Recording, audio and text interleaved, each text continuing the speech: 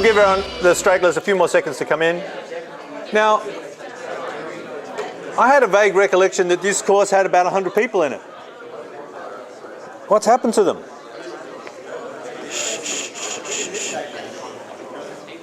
I think maybe a third of the course has been taken out by Nero. We've lost a lot of people. Does anyone know why they've left? No? What's that? Lots of people didn't have classes on today. Oh, how would they not know that? They don't want to know. Oh, okay. Well, it's fine. That's fine. That's fine. So the idea was we had a break in the middle of semester, so we'd go right till the end. Now I'm going to ask you about that today in the survey, if you like it or not.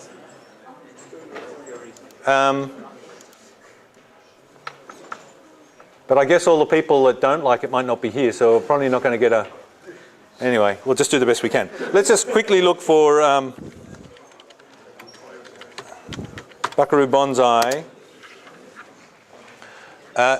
So this is the end credits for Buckaroo Banzai. Let's just play that for a sec while I'm setting up. End credits. Is there YouTube in the exam? Yes, there is. Now, I was telling the others on Tuesday when we were practicing, you know, because at the end of this lecture we're hoping to film everyone walking out. And we were doing a bit of a practice and a plan on Tuesday, and I told them that every time I play this, I try and work out what this guy's saying, and I've played it backwards and done everything I can, but I can't actually make sense out of it. So if you can ever work it out, do tell me. Yeah, you could Google it. Yeah, you could Google it.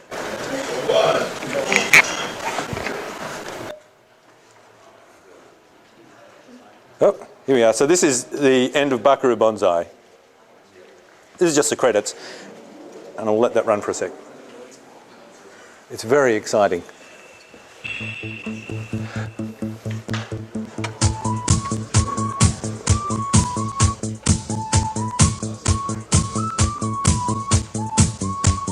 not very loud. Try and make it louder.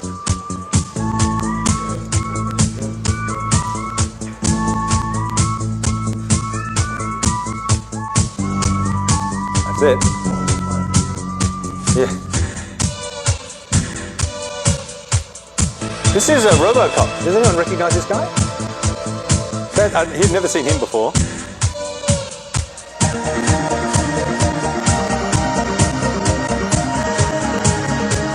This is the river where they shot Grease, and also Terminator, the scene from Terminator.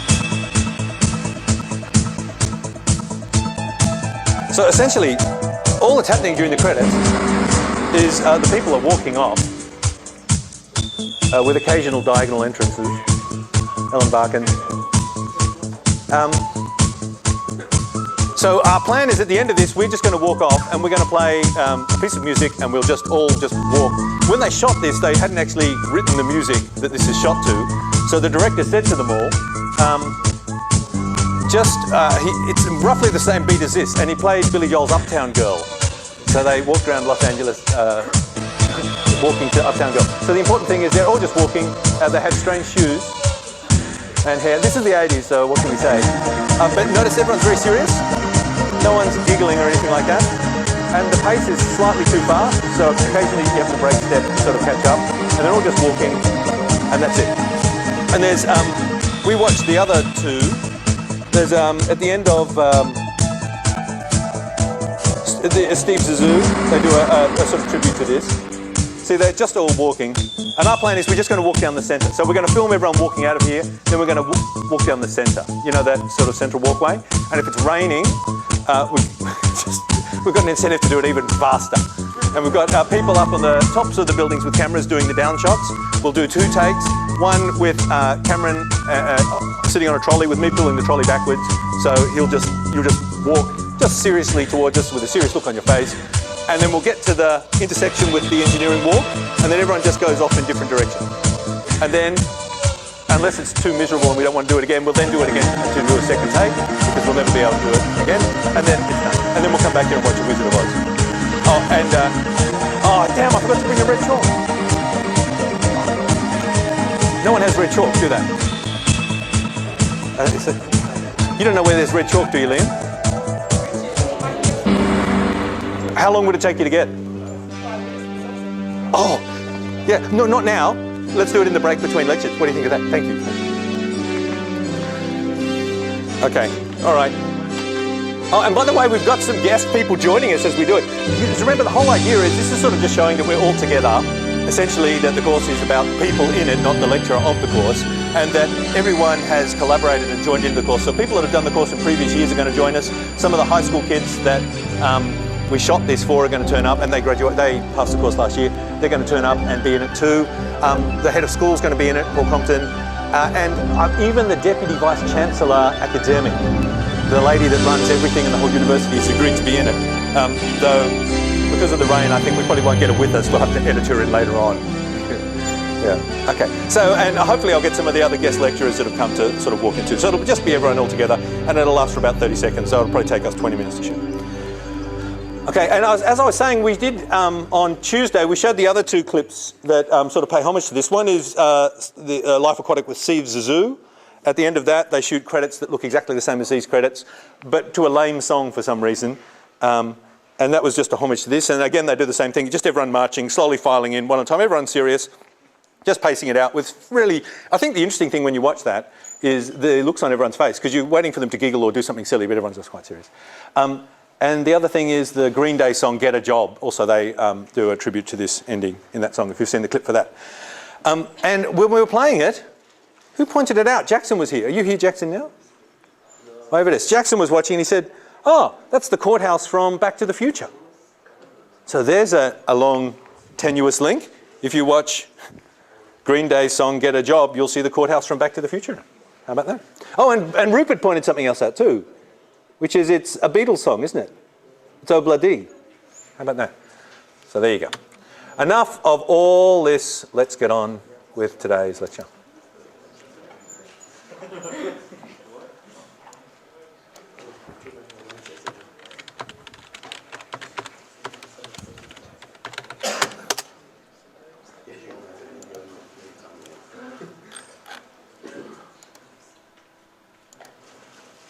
Oh, I wonder what happens if I select that. No.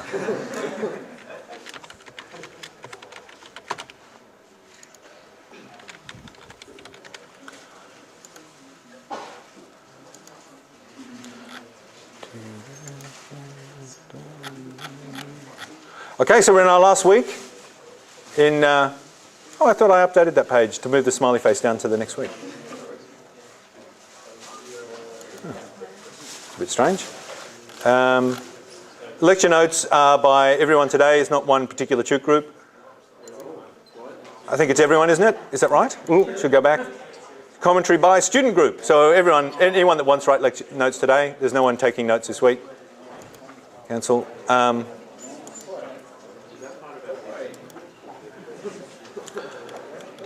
All right.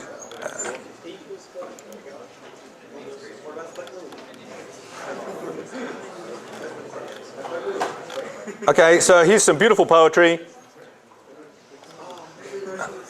Every rose has its thorn. Oh. Sad, sad song. Every cheeseburger has its cheese. Is that true? That's out of Ecclesiastes, I think. Okay, let's go view image. Dum. Here's just view the image, thank you. Let's save the image. Let's just look at this image that we can't see. Now, someone did tell us once when we were doing this. This is an image. How do I make it? Does anyone know how we view an image? Drag. Thank you. Up here? Higher. Here? Oh, up here. There. Okay.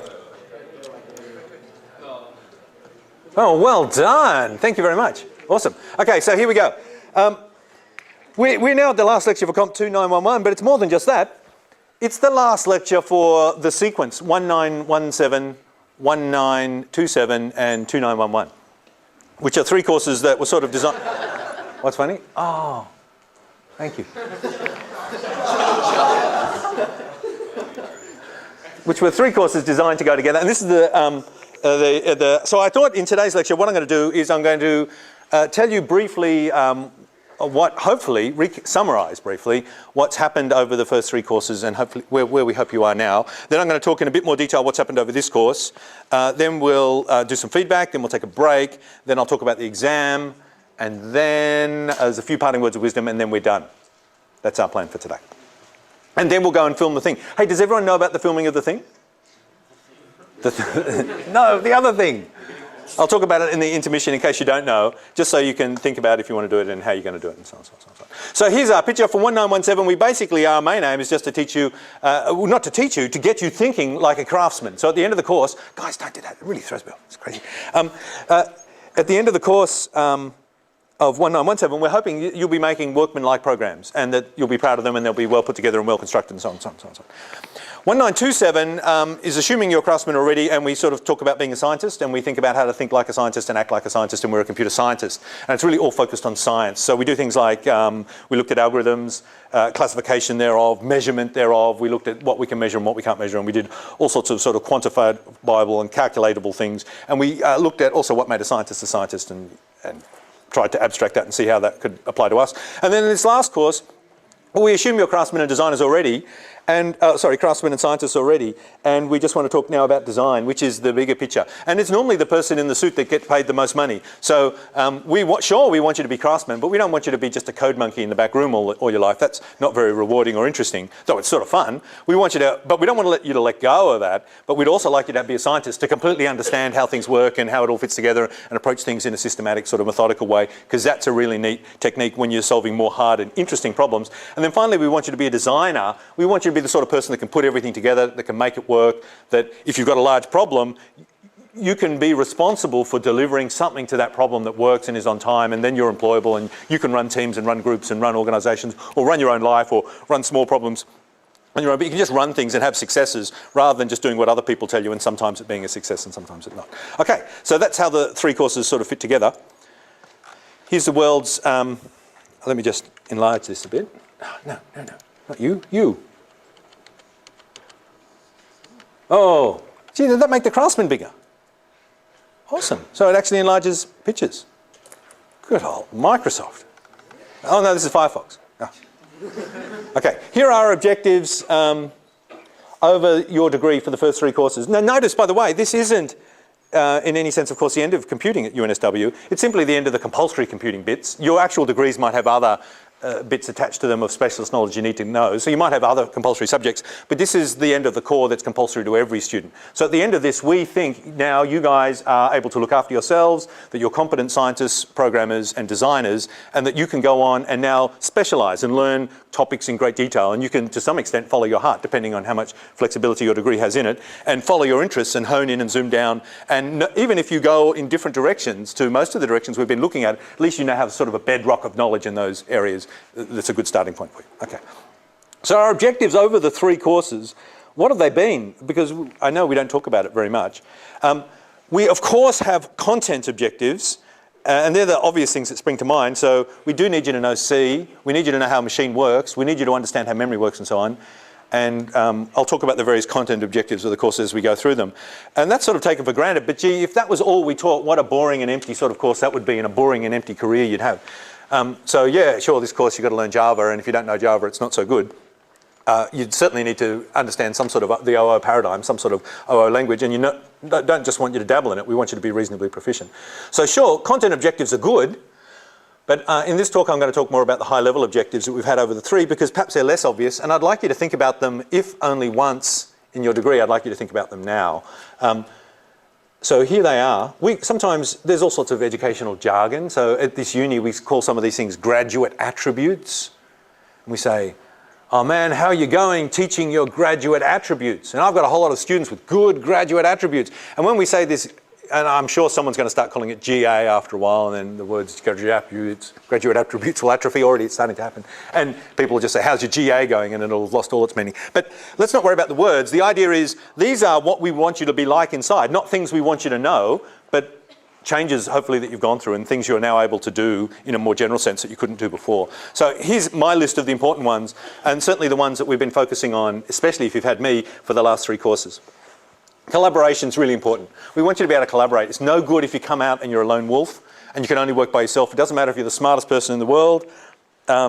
It's not good for you to not be able to collaborate with other people. You're going to miss out on a whole lot of opportunities because no matter how smart you are, added together with other people, you're smarter.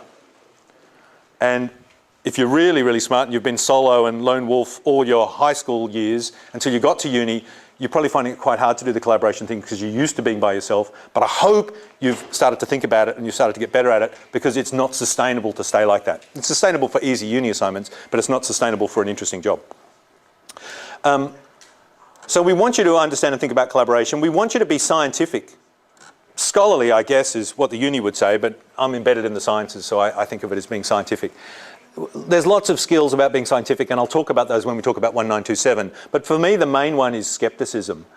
And skepticism in the sense that you don't take anything as gospel. You don't accept anything. You don't, just because it's in a textbook, just because a person you like tells you, just because everyone else in the world believes it, does not mean it's right. Now, you have to have a working hypothesis that things exist. You can't spend your whole life challenging everything. Whoa, it might be a trap. Maybe that isn't real carpet. Maybe it's a hologramic projection. I'm going to be skeptical about that. Oh, now I don't know. Oh, is that a real projection? You see, it's not sustainable to question everything, but it's also not sustainable to question nothing. So I guess the trick is working out what to question and having a general background level of skepticism that questions whenever you get a little sniff of something funny happening. It's really important to be skeptical of others. And coming from school, I know at school that's not really taught. In school you're sort of taught the other thing, which is sort of this unquestioning obedience to authority. And I heard someone interesting, it might have even been Richard Dawkins, talking about how people learn. And the gist of it was that there's sort of 2 ways of learning. One is you experience something and then you really, really believe it. But we're also sort of built to believe what other people tell us. And other animals don't do that so much, I guess. Or how would we know? And he said there's a strong survival, I don't know if this is right or not, but it was an interesting thought. There's a strong survival advantage in this because if you tell me something like, don't touch the high voltage wires, or always wear headphones when you're doing your homework, then I don't have to try that myself. And if it's potentially lethal if you get it wrong, you can't learn by experience not to walk off a cliff. But if you've seen someone walk off a cliff and you know, then you tell other people and they tell other people and they tell their children. Maybe only one person in the whole village ever has to fall off that cliff for us to be able to communicate it. So it's quite convenient if we sort of believe that. So I think he was arguing for why people might genetically be selected to have religion or something, something about belief. I can't remember the backstory, but I thought that was interesting. So absolutely it's good to be skeptical of others because we're sort of programmed up, I think, to slightly believe people, especially if they look good or they write in LaTeX or it's on Wikipedia or something like that.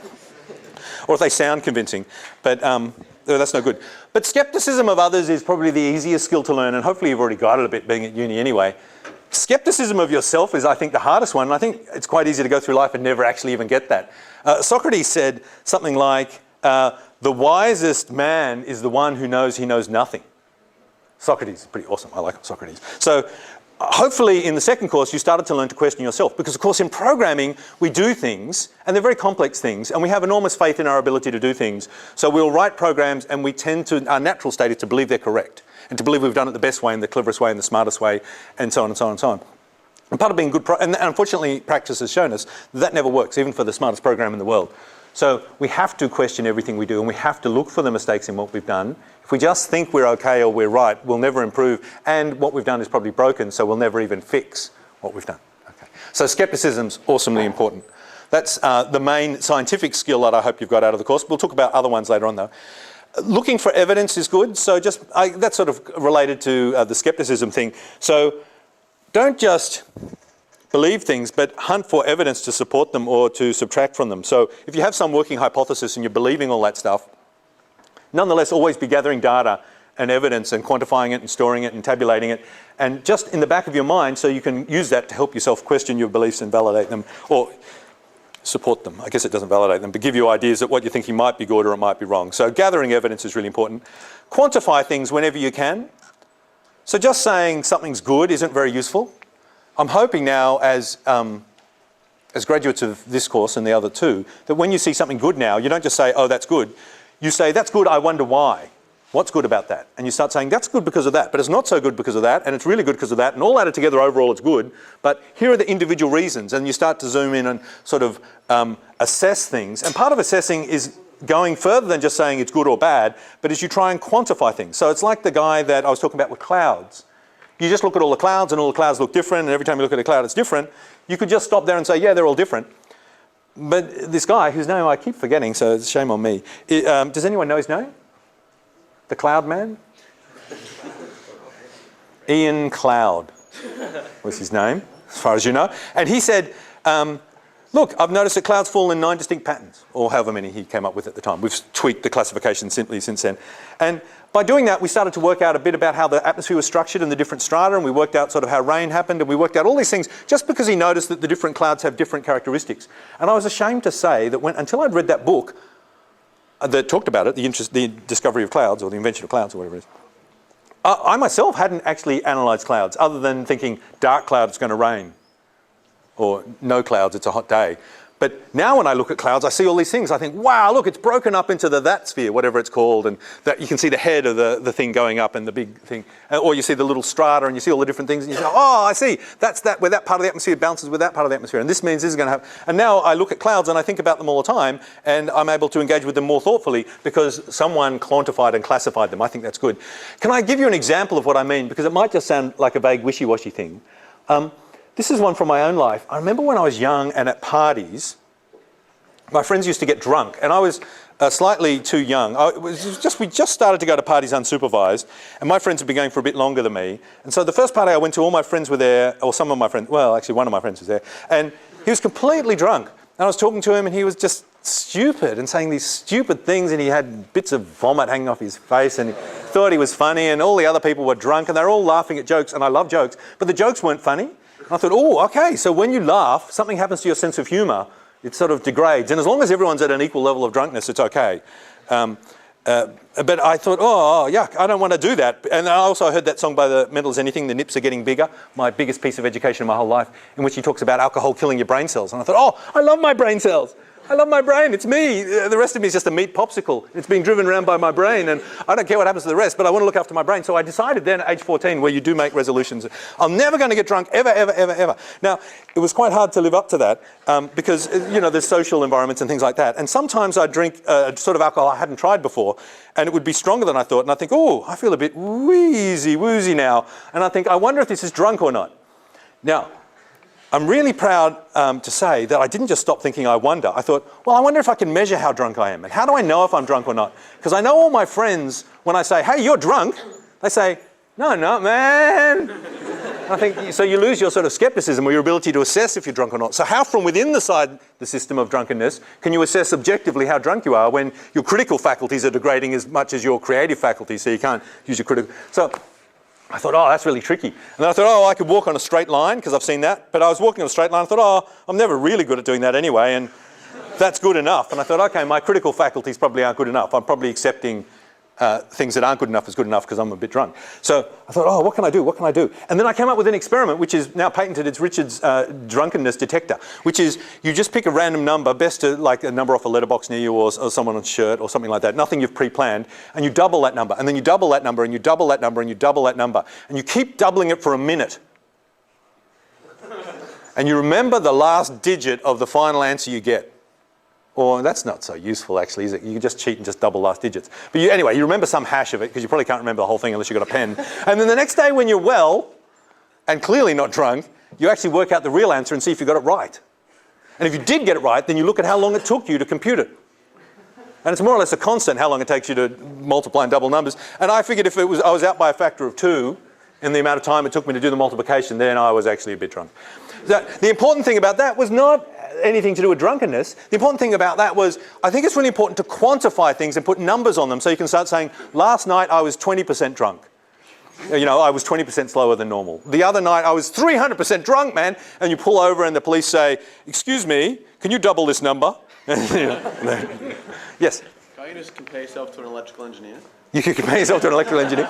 Yeah, or you could, I thought you could see what you thought was funny and write it down the next day. And, oh dear. I was Tom Hanks. I was Tom Hanks fun. I was Tom Hanks drunk last night. That's pretty drunk. I was Ben Stiller drunk, you know. Oh, Ben Stiller's okay. Okay, he did Zoolander. Okay. So the other sort of thing that I think it's important to quantify, and hopefully you've picked it up in this course, is not just the urge to quantify. You should apply this urge to quantify not just to things that you would think are unquantifiable, but to things that are quantified, but quantified in a strange way. Let me say it more specifically. In computing, we often hit really, really big numbers. Liam, you're doubling. Are you doubling? Your lips were moving. Were you thinking? Yes. You've got to tell because your lips move when you're thinking. So it's like poker face. So no, I hope no one else is thinking. Is there anyone else thinking? We've got to stop. So in computing and engineering, we often hit really big numbers. And I think we've got this same issue that we sometimes think, oh, really big number, it's really big. Like, oh, that's good. But actually, I think it's really important that we quantify big numbers in the sense that we have a feel for this number's this big, this number's this big, this number's this big. So we did a lot of the estimation stuff over the 3 courses. So I hope now when you see big numbers, you don't just suddenly freak out and think, oh, that's a really big number. You sit down and think, that's so big that if I counted a million of those every second, it would take me 3 weeks to count them all. That's the sort of thing you need to be able to do. You need to be able to, I think, to understand big numbers, which we hit all the time in computing, I think you need to be able to have a sort of way of quantifying them that makes sense to you. 2 more skills that we want you to have, and then I'll talk about the specific stuff. This is just the general stuff. We hope you get all over all 3 courses. While I'm doing this, you might think, oh, do I do this? Have I got this? Am I like this? Was I already like this before the course started? Hopefully the answer is you do this sort of stuff now. We really want you to be self-directed. We want you to be something called independent learners, and that means it's like, as my kids grow up, I really, really love them and I'm really protective of them. But as they grow up, I know they're going to become teenagers and then they'll become annoying and I'll be annoying to them and they'll no longer want to hold my hand. Already one of them doesn't want to hold my hand when we walk in the school grounds. Can you pretend you're someone else's dad? And so it'll get more and more like that. And I think there's the whole reason people become obnoxious when they're teenagers, and I don't want you to take this personally, because in my heart I'm still a teenager and completely obnoxious. I think the reason we become obnoxious when we're teenagers is actually to force a separation between us and our parents, because the parents have focused so much love and attention and care and thought on you, you have no idea how much, all the time as you're growing up. There needs to be something really good to repel them completely, to let you go. And I think that's really important for the race and the species and you as an individual that happen. You need to ultimately break free of your parents, and it shouldn't happen in a big snap, it should just be a gradual disengagement, because eventually you need to drift off by yourself and live your own life and have your own children and your own job and look after your own house. And so you have to be able to work as an individual. So you have to have this gradual period of, I think, increasing independence and isolation to become an autonomous individual. Now, it's the same in learning. If we just did the high school thing and babied you the whole way through uni, then it's actually easy to do that from our point of view. That's sort of what you're tempted to do always as a teacher. As a parent, you always want to look after your kids. But if we did that, we'd be doing you a disservice, because then you'd leave uni and you'd go, ah. We have this thing at uni called the private school effect, which is if you've come from a private school, and I don't mean anyone here particularly or personally, and it probably doesn't apply to you, but we have this general rule of thumb that if you come from a private school, your HSC mark is probably 5 marks higher than if you'd gone to a state school. So when we try and compare people, we try and subtract 5 off just because, you know, all that sort of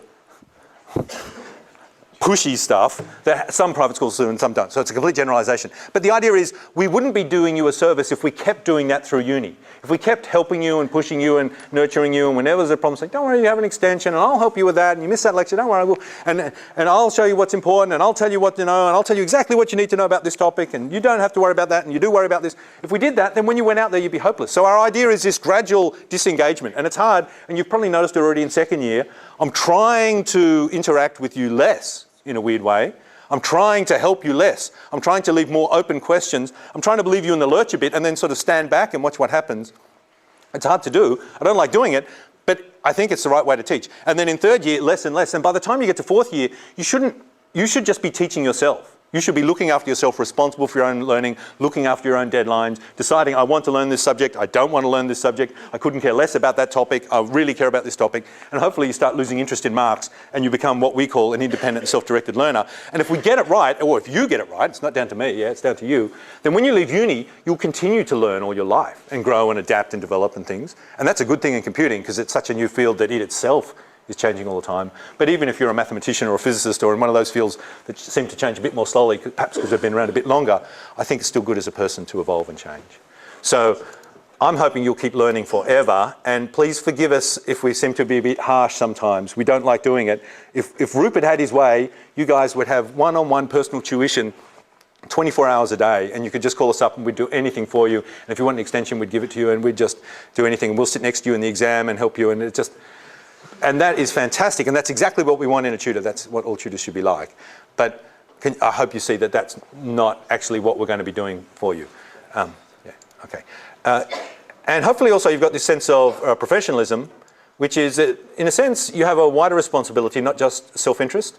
So as engineers you have a duty to your profession, you have a duty to the people that use the bridge you build, you have a duty to the people that are going to be operated on using the software that you've written. You just have this wider duty, not just to making as much money as possible, but to doing a good job. You have a duty to the people that come after you to maintain the code. You have a duty to the others in your organisations you have to work with. You have this, you're sort of part of a community. This is sort of part of professionalism. You have a professional duty. You're not just looking after yourself. So there, if you get those to any extent at all, woohoo, woohoo, happiness, because that's what I really hope you get. And to me, actually, these things are probably more important than the specific facts you learn. Yeah, because we'll change the facts. In 10 years' time, it'll be a whole new set of facts. And you'll tell people what you learn in computing, and you go, I can't believe they used to teach, what, GoTo and COBOL and waterfall method. They taught you that. What a joke. Or the things we laugh at now, they'll be laughing at, and what you learned, object-oriented. Oh, how clever you were. You know, everyone will laugh. And what you all used, you used computers made out of, what, electronics and things. And you, the thing I think is going to change is, in the future they won't believe it. And so tell me again, you wrote programs? What, it's just like a long letter to the computer? It's just, you type it in, it's like words telling it what to do. Oh man, you know, because now we all program with coloured shapes joined with special glasses, and we're getting to the heart of the algorithm, not some reading it out like a poem. So, in a sense, everything can change, but what won't change is the skills you have. Okay. All right, now let's go over the 3 courses super fast. 1917, thinking like a craftsman. We wanted you to learn craftsmanship. We wanted you to have pride in your work. We wanted you to strive to do good and beautiful and clear programs. We wanted you to start to feel that programming is an art. And it is an incredibly rewarding art and an incredibly challenging and hard one. And you'll never be perfect or good. And if we've taught you right, or if we've encouraged you right, I reckon your critical facilities will grow faster than your ability, it's the opposite of getting drunk, than your ability to write good code. And as you get older and older, you get increasingly, I think, more dissatisfied with your code. Because although your coding gets better, I'm hoping your rate of your levels of your standards, your appreciation of what's good and what's not, increases at least the same rate. And certainly if you ever think you're writing good code, it's good, it's time to sit down and take a good hard look at yourself and think, whoa, I think I'm really good. I'm obviously not critical enough. We taught unit testing first, and we really pushed that, the test first approach. This again comes down to skepticism. Work out your null hypothesis before you actually conduct the experiment. Don't generate it in arrears. Work out your tests before you write the code. It'll help you think of the code, help you design the code, but it's an honest way of writing code, of tests, because hopefully now it's more independent of the code.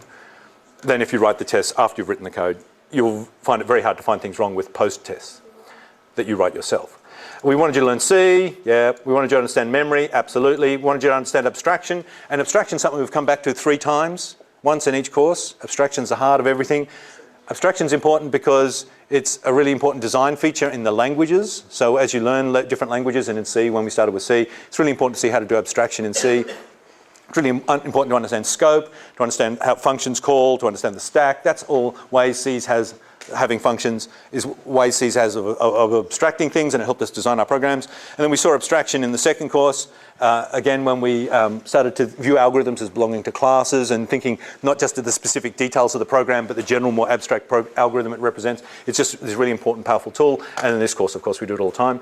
We learned ADTs. Hopefully you slipped ADTs into 1917. I know some of you didn't see them until 1927. I'm sorry about that.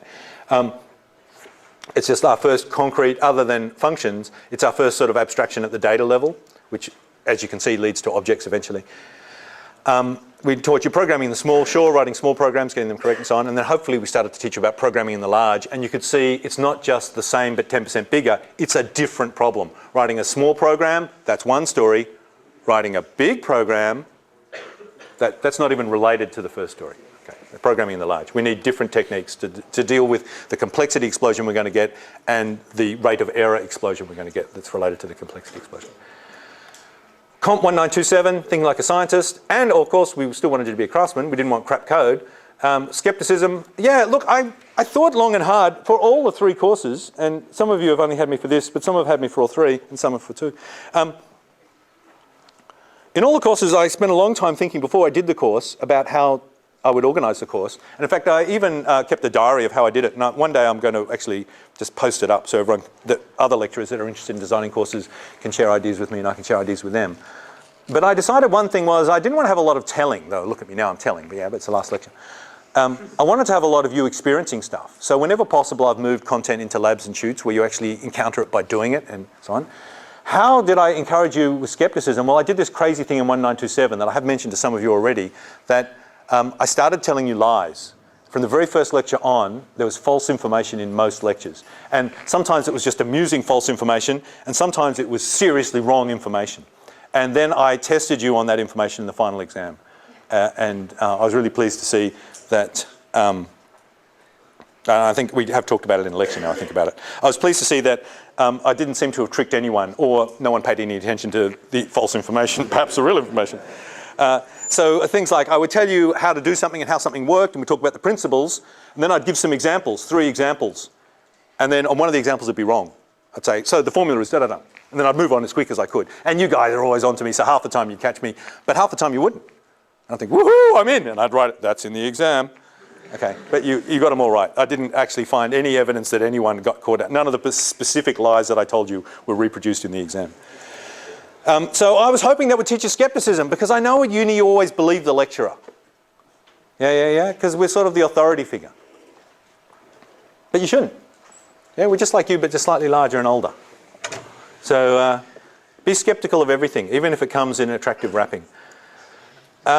Systematic thinking, that's, I think actually, if you had to ask a programmer what were the most important skills to have, I think being systematic would have to be up the top in the top 3 or something like that. Because when something goes wrong, and as we know in programming, something always goes wrong, all the time, you need to be able to deal with the thing going wrong. And if you deal with it by just, oh, I'll try this, and oh, it might be that, and oh, it might be that, well, that's worth doing for a minute or 2, because maybe you've got a good insight into what's going on.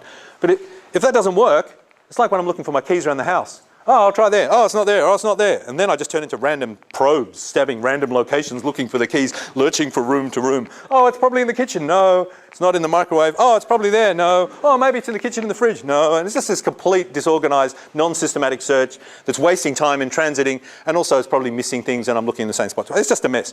I think when you have a problem, you need to be really systematic. Stephen Scienna, actually, I think it was him, tells a story. Or maybe he's reporting a story someone told him. So now you can report that I told you a story that Stephen Scienna said someone told him. That airplane pilots that are jet fighter pilots. Has anyone read this? So, you know, they have cockpit recording instruments for test pilots. It's a very dangerous occupation. And he was talking about what happens on the tapes of the test pilots who died in a crash. So when something goes wrong and it's all going wrong. And he says, and it's so true, he says something like, I expected to hear them say, oh my God, or just start praying or just do something like that. But actually, in nearly every single case, what you could hear them saying in a completely calm voice was they were just running through a checklist. They were going, fuel works, fuel pumps work, engine responding, and they were just quickly running through a checklist trying to work out what the problem was, being completely systematic. Now that is awesome. And so what I wanted to do then was attach jet engines to every assignment. But we couldn't do that. But yeah, I just think that is really the way to solve problems. When you've got a problem, if you're systematic, yeah. And that's sort of like science. Science isn't jumping around all over the place. It's trying to be systematic, to quantify, to measure, to assess, and then to cover all the bases. Now, someone wrote a comment to one of the YouTube vids up for 1927, and this guy, Chris, said, I use bubble sort for everything, from sorting people by height to sorting pencils by colour. And I think this is because in that lecture, and probably every lecture I ever give where I mention bubble sort, I make fun of it. Though actually I sometimes do code it myself if I'm in a real hurry and I just know I want the sorting algorithm to be right. I know I can get bubble sort working in 3 lines or 6 with braces, or 7 or something. And it'll work, and it's not fantastic, but it'll work. So if you need to write something really fast, bubble sort's not bad. But I thought this was interesting.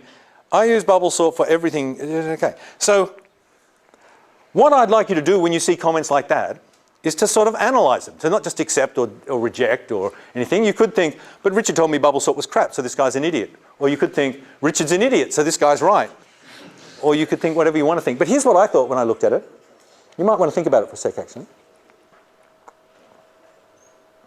Does anyone have any observations to make? Yes, he mentions things in the real world. He's not mentioning data. Yeah. That's actually close to what I was thinking. Yeah. I was thinking that if you're sorting people by height, if you, a person, are sorting people by height, then you're only going to want to look at 2 people. Yeah, Liam. Across the whole line. Yeah. So Good man. Is that what you were thinking before? Well, you were rehearsing that before. No, that was it. Yeah. Look what he says. I sort everything. And then he gives 2 examples. These are not everything. These are very specific examples, and they have something in common. And actually he's right. I reckon, and this is how I started, I thought, if I was sorting people, would I use bubble sort? And I thought, I probably would. If I was sorting pencils, would I use bubble sort? I thought, I may well. And I thought, why is that when it's such a crap sort? And then I thought, it's because in these examples here, I'm sort of expecting that the items we're comparing are very, very, very close in value. So I'm comparing a whole lot of hues, similar hue pencils or something like that, or a whole lot of people, and they're all more or less the same height. And I'm close to them. And the good advantage of bubble sort is you just compare the 2 that are standing next to each other. And for things that are close to each other, if I'm using my eye to do the comparison, and my eye's not super good and super calibrated, I really want the things next to each other to compare them. So if I'm trying to work out who's higher, I probably would, if it was ridiculous, there was a midget, and then a middle-sized man, then a really large man, then an enormous woman, and there were just 4 of them, I wouldn't bother bubble sorting them because I could straight away put them in the right spot.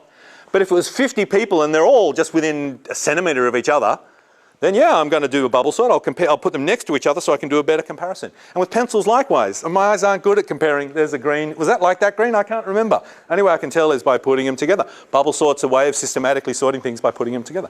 So I quite like it. So I thought he's right. Yeah. Bubble sort is good for some things. We looked at how to measure and classify algorithms. We looked at how to compare algorithms by using complexity and so on. So we just got some more systematic ways of doing things.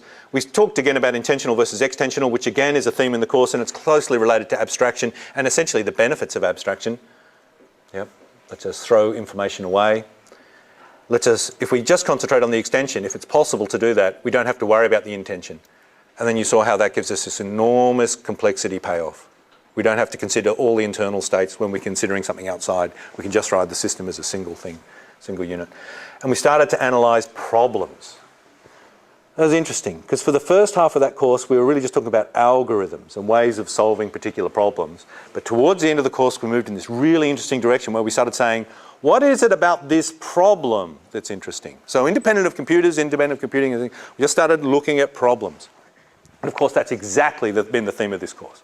So we started saying, we just did simple things like, this problem is unsolvable. It doesn't matter what language you use or what algorithm, there is no solution for this problem. When we looked at the non-computable functions, like the halting problem. And then we looked at problems that fall into a category that it's so complicated that any sort of normal deterministic computer trying to solve them would spend too much time to be able to solve them. We called them the incomplete problems, and we noticed how they were related to each other, and we looked at intractability, and it was just very interesting. And all this time we're talking about problems, not about algorithms.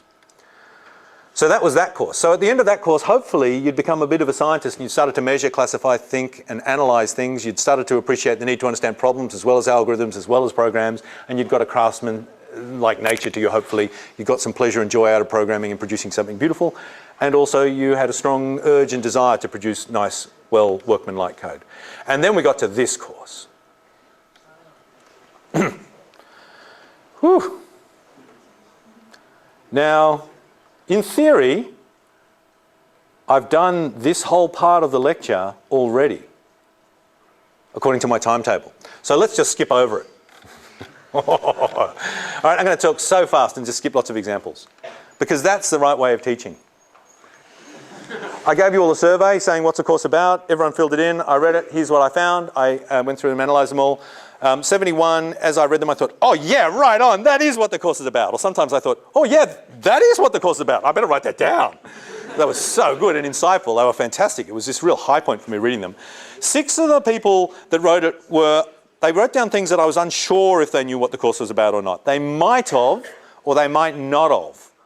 They tended to be the answers that focus more on this course is about Java, this course is about, or sometimes just very short answers like fish or something like that. Yeah, I needed more words to know exactly. So 6 were, actually someone did write about fish, but in the middle of an otherwise long and very good answer. So that wasn't one of the 6. That was you. I knew I could. I'm going to write that down. That stuff you said about my mother, that's just not on. Okay. Now 4, out of the whole thing, only 4 gave the sort of answer that I was nervous I was going to get. Which was, and I think there might have been 4 people that haven't been turning up to lectures. That might have just rocked up to fill in the survey.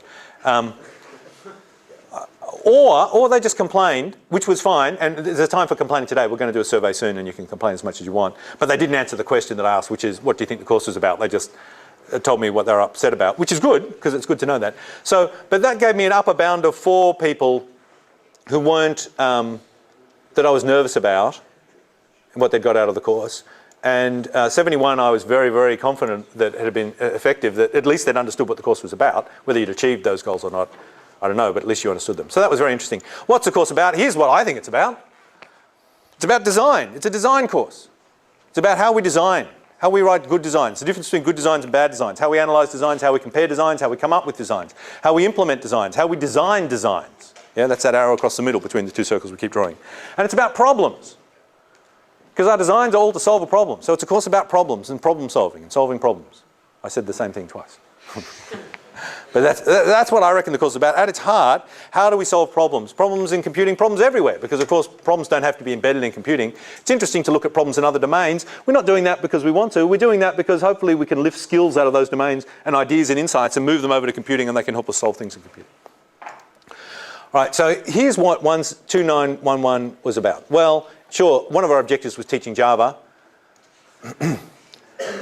Now, when we were playing the game that we played when we did the syllabus design back in 2004, first ran in 2006, but we did the design exercise long in advance of that. We had all the things, a wish list of all the things that we wanted to cover in the first 3 courses, and we wrote each one on a slip of paper. And then we had 3 different boards, one for each of the courses, and we just allocated slips of paper for different topics to the different boards. And the first thing we noticed was, as you can probably imagine, because you've done design tasks yourself, we had way too many bits of paper to fit on the boards. Yeah, we were too ambitious. The client, which was the rest of the school, which kept coming up to us saying, you can't possibly run a course unless you teach this. Oh, I can't believe you're teaching a course without teaching that. So it was the client just giving us a ridiculous list of things to do. And so we had to go through and find the most important things. So we allocated the most important things first, and the next most, and the next most, and the next most. At the end, we have a little pile of topics that we never ever covered. Sorry about that. So, but we try and draw on those topics for assignments and things, and you know, there's a lot of scope in the course for slipping extra topics in. But yeah, we just can't do everything. We decided we'd like to do some things completely than others. But anyway, one of the important decisions we made, and I'm so sure that it was the right one, I feel really happy with it, is that we thought we'd start talking about design in the design course. We'd do that at the same time as we were doing Java. You know, had to live on one of the courses that taught a language. And I think that's right, because in C, you know, we teach you basic baby design and abstraction and abstract data types and things like that. But with C, you can't really do much designy stuff, can you? It really is a programming in the small sort of language. But when you hit Java, suddenly you've got a million options, as hopefully you've started to see. Given any problem, there's a million ways of decomposing it into classes and a million different ways of allocating the responsibilities between classes. And suddenly you're faced with sterents, this incredible range of choices you can make, this unbelievable freedom, and you need to start thinking about what's good and what's bad. So it seemed right to do design at the same time as Java, and that's why you hit them both at the same time. But we didn't do things like, it's not a Java course, so we're not teaching you all of Java, so we didn't teach you enums. There's lots of stuff we didn't teach you. And if it was a Java course, we'd be mad to not teach you all this stuff. because you need to know it to know Java. And we could spend the whole 13 weeks just covering all of Java, and we wouldn't have even done it all. So we left bits and pieces out. So you'll have to pick them up yourself as you go along, or you'll be taught them in other courses. So that's a trade-off we had to make. But if you want to know enums, because so many people ask me every single lecture, I thought maybe I could have an extension lecture on enums after we've done the course revision session or something, or I'll write a little video about it. Or something. You come with a plan to me. Maybe I'll teach you next semester. I'll do an extension lecture on one of your other topics or courses. I'll turn up and we can just have enums. We can have enum and up. Okay, we did OO design. It's not an OO design course. Yeah, it's a design course. But we did look at OO design because it's so interesting and such a good case study for learning about design. So the main principles we looked at there were cohesion and coupling. And hopefully we convinced you, I don't know if I spelt those right, hopefully we convince you of the relative importance of reducing coupling and increasing cohesion. And as a way of illustrating that, the plan I had was I wanted you to understand how essentially allocation of responsibilities works. So I wanted to pick another system that was miles away from computing, and I picked government. So we looked at how we allocate responsibilities in a government, in a system that has to govern people, how we have duties and responsibilities and so on. And we sort of tried to tie everything back to that. And the OO approach sort of looked a bit like democracy, do you remember? Where you delegate responsibility as far down as possible. So the people are in charge of looking after themselves. The people make decisions about themselves. It's not a big centralized system with some God object up the top that controls and runs everything. Everything's decentralized. Everyone looks after themselves as much as possible and interacts as needed, but no more. And we sort of followed that theme through. And with the, yeah, okay. There's many things to say, but I won't say any more about that. We looked at design patterns, because I think that's a really nice approach. I really like the idea. It's like clouds, in a way, that someone sat down and thought, oh yeah, that's a good program. I like the way you designed that. I like the way you broke it into classes. I like the way you broke that into classes. The way I broke it into classes wasn't as good. No, it's good, it's not good. I'm drunk, I'm not drunk. You know, it wasn't so good. And someone sat down, well, these gang of four got together and said, well, let's start classifying these and let's start working out standard ways of doing things and let's start abstracting off it and thinking about ways of solving problems, about class allocations, responsibility allocations in classes. And they came up with these design patterns, which are sort of meta patterns, meta design stuff that you follow that gives you guidance about how to do your design, but doesn't actually produce any code or anything like that. Drives people nuts, because it's possible to not be able to code when you use them. We've got this dilemma we always have. They're sort of qualitative things. We've got this dilemma we always have with qualitative things that if someone does something qualitative, it's hard to tell the difference between if it's really insightful and brilliant or if it's crap. So if you look at a painting, what's the difference between a brilliant painting and a bad painting? I keep putting poems up each week. Some of them are brilliant, some of them are crap. How can you tell the difference? Hopefully you're a reflective learner. Hopefully you're looking at them now thinking, why do I like that one? Why don't I like that one? You tell me. I'm not going to tell you why they're good and why they're bad. And if you can tell me, you'll make lots of money. Or I will if I get to the patent office first. So how can you tell the difference between, you've got two poems. How do you know which one's good and which one's bad? I've got two up the top here, two verses here. Ooh, awesome. All right. We're playing a game. Ooh, seasick. This would have made me throw up last week. Look, as I wander through this dark and lonely forest of life, surrounded by various beasts, bears, vipers, squirrels, not to mention small tree-growing lichen, woodpeckers, tree rats, slugs, toads, gila monsters. Oh no, that's desert. As I swim through this dark and fearful sea of existence, surrounded by various creatures, shark, eels, yellowtail, not to mention barnacles, algae, man-o'-war, starfish, blowfish, catfish. Oh no, that's freshwater. Two poems, very much alike, but one is brilliant and one is crap. But could a computer ever tell the difference? This is the difference. This is the problem we have with qualitativeness. It's very hard to tell if something's fantastic or terrible. And remember we looked at the QQQ thing, our attempt at working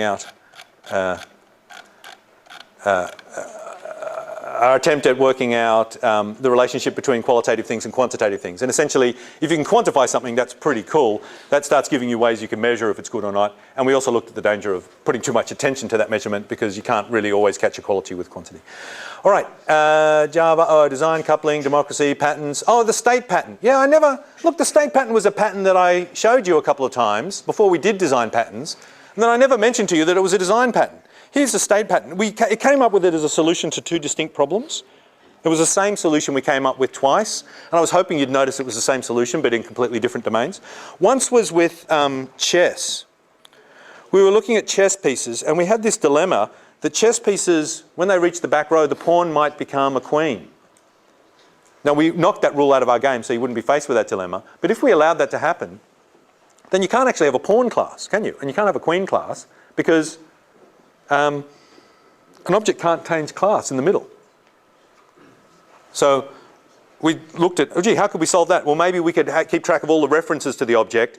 We could create a new object, a queen object, and then tell all those things that refer to it to change their references to point to the new one. And then we looked at how hard that was. That just doesn't seem sustainable. You've got to now worry about everyone that's using this object and possibly has a reference to it. You'll never track that down or know that. So that seems a bit of a nightmare. And then we saw the same problem with the video. Remember we were looking at refactoring the video library code?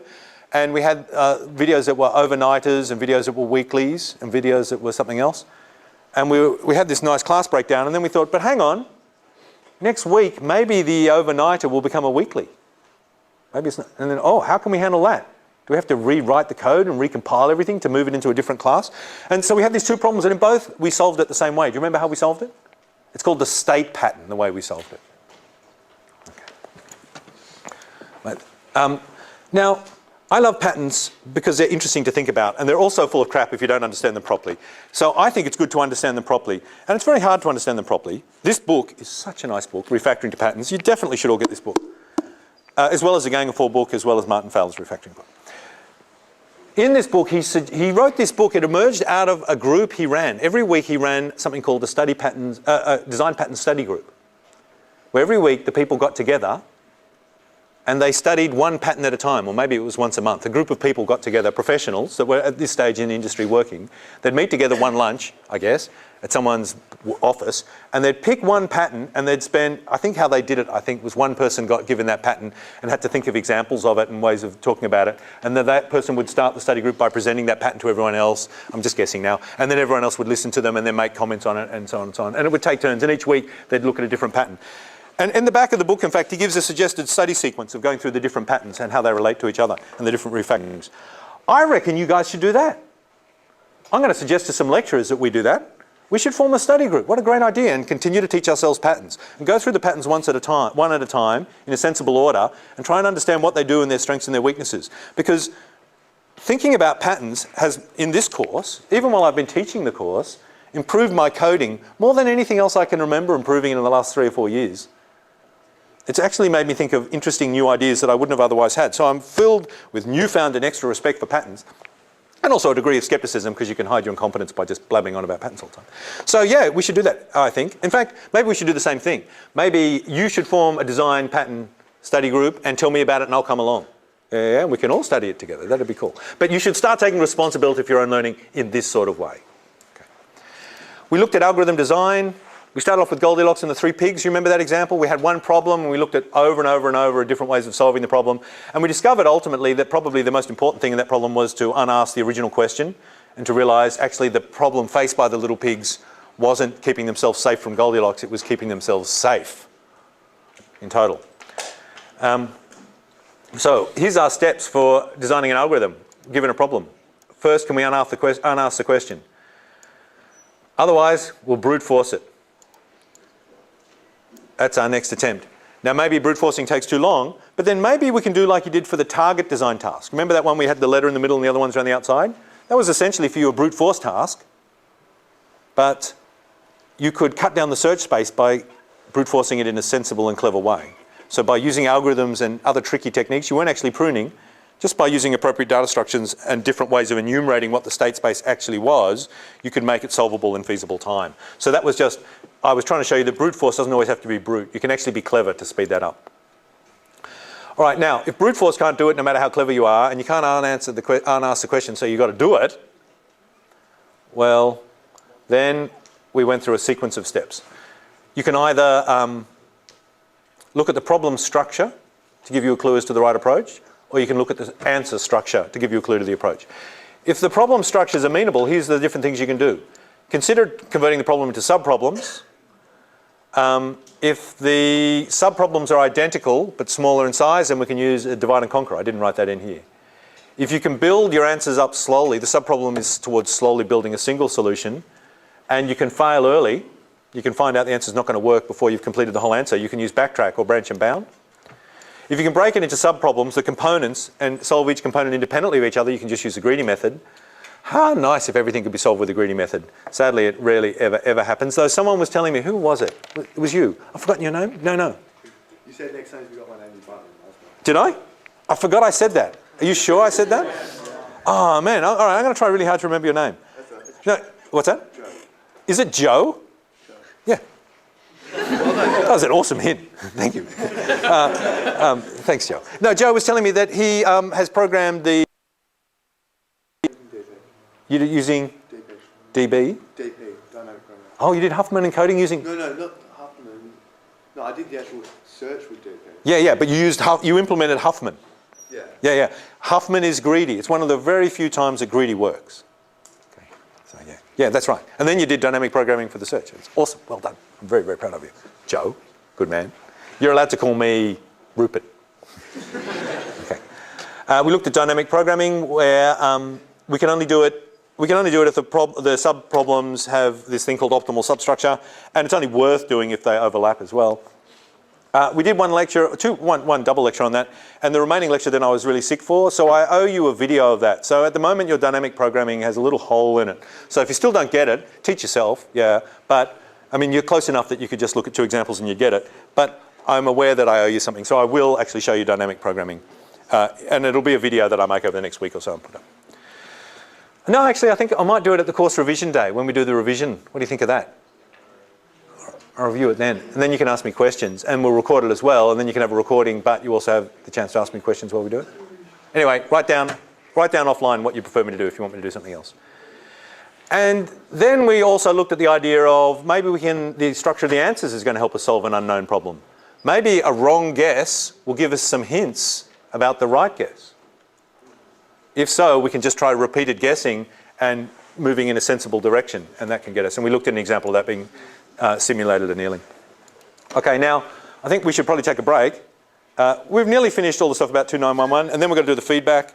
Well, I think we'll still make it. Let's take a break for as long as it takes to walk down that river in Los Angeles.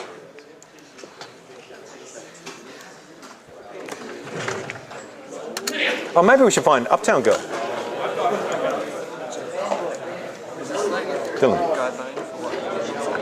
Yes, that's coming.